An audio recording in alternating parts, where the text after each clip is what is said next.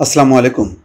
একটা বড় আশঙ্কা নিয়ে বাংলাদেশ চলছে এই মুহূর্তে। সেটা হচ্ছে ট্রাম্পের যে শুল্ক আরোপ, তাতে পোশাক রপ্তানিতে পিছিয়ে পড়তে পারে বাংলাদেশ। মার্কিন যুক্তরাষ্ট্রের কাছে আমাদের চাওয়া একটাই, সেটা হলো তৈরি পোশাক। এটাই আমরা রপ্তানি করি, আর অন্য কিছু তেমন মুখ্য না। সেটাকে আমরা মিনিমাইজ করতে পারিনি। ভিয়েতনাম করেছে।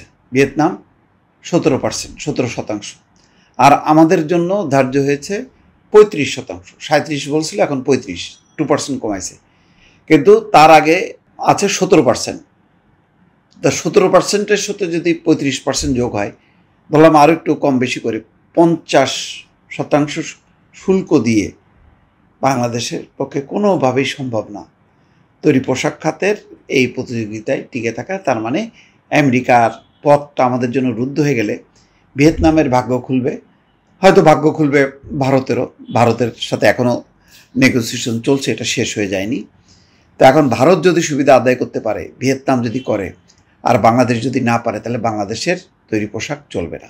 ইতিমধ্যে রপ্তানিকারকদের মাথায় হাত। তারা বলছে যে এই যে দর কষাকষি সরকার যে করছে, কি করছে, আমাদেরকে ইনভলভ করেনি। বিজেপি সভাপতি প্রকাশ্যেই বলছে সেটা। জানি না কেন তাদেরকে ইনভলভ করা হলো না। এটা তো খুবই গুরুত্বপূর্ণ। এটা তো শুধু সরকারের বিষয় না, আমাদের যারা এই রপ্তানি করে, এই গুরুত্বপূর্ণ যে প্রতিষ্ঠান বিজিএমই, তৈরি পোশাক রপ্তানিকারকদের প্রতিষ্ঠান বিজিএমই, তাদেরকে কেন সাথে রাখা হলো না? এটা আমার কাছে খুবই বিস্ময়কর ঠেকছে। আর শেষ পর্যন্ত যদি তাই হয়, তাহলে আমাদের কি দশা হবে? এখন পর্যন্ত তো আমরা রপ্তানিতে ভালো করছি, রেমিটেন্সটা আমাদেরকে বাঁচায় রাখছে। সেই রেমিটেন্সের উপরেও কিন্তু খড়গ নামাচ্ছে। এখন বলা হচ্ছে যে 10% দিতে হবে যারা আমেরিকা থেকে পাঠাবে। তার মানে সেখানে একটা ধাক্কা হবে। তো সেটা হয়তো তেমন এই মুহূর্তের জন্য দুশ্চিন্তার ব্যাপার না। দুশ্চিন্তার ব্যাপার হচ্ছে তৈরি পোশাক। তৈরি পোশাক শিল্পের কী অবস্থা হবে? রপ্তানিকারকরা কোথায় যাবে?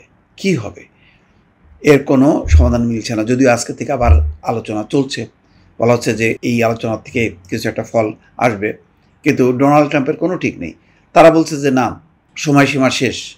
একবার বলছে সময়সীমা শেষ, আরেকবার বলছে যে না, আলোচনা চলতেও পারে। মানে ঠিক বোঝা যায় না। ওই যে ডোনাল্ড ট্রাম্পকে রিড করা খুব কঠিন, যে মুখে কি বলে আর মানে ভেতরে কি রাখে, এটা বোঝা যায় না। এটা ইরানে বলছে যে 2 সপ্তাহ সময় দেওয়া হলো, এর মধ্যেই 2 দিন মাথায় ইরানে আক্রমণ করে বসলো।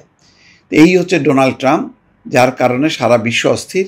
বাংলাদেশে 1 আগস্ট থেকে কার্যকর হবে এই শুল্ক আরোপে পোশাক রপ্তানিতে বাংলাদেশ পিছিয়ে পড়তে পারে, এমনটাই আশঙ্কা বিশেষজ্ঞ মহলের। এর আগে 3রা এপ্রিল বিশ্বের বিভিন্ন দেশের উপর পাল্টা শুল্ক আরোপ করেন।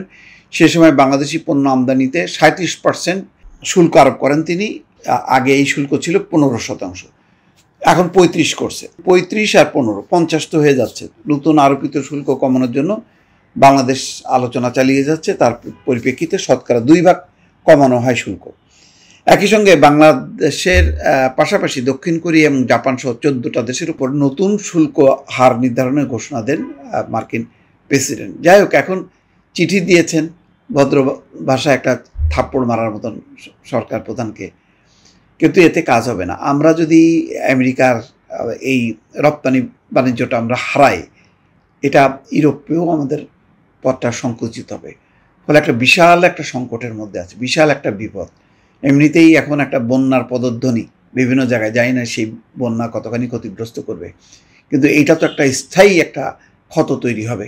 সেই ক্ষতটা কিভাবে পোষাবে জানি না এখনো। দর্শক ভালো থাকবেন, আল্লাহ হাফিজ।